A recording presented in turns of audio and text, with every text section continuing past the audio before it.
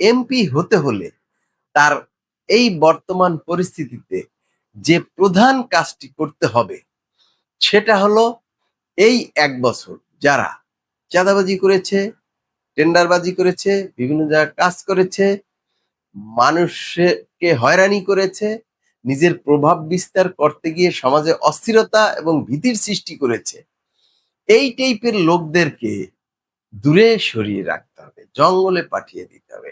এদেরকে সাথে নিয়ে যদি একজন এমপি ক্যান্ডিডেট ভোট চাইতে যায় তাহলে সে কিন্তু ভোট পাবে না, তার ভোট আরো কমবে। তাহলে একজন এমপি ক্যান্ডিডেট কাদেরকে নিয়ে ভোট চাইতে যাবে? একজন এমপি ক্যান্ডিডেট তো নির্বাচন পরিচালনা কমিটি তৈরি করবে।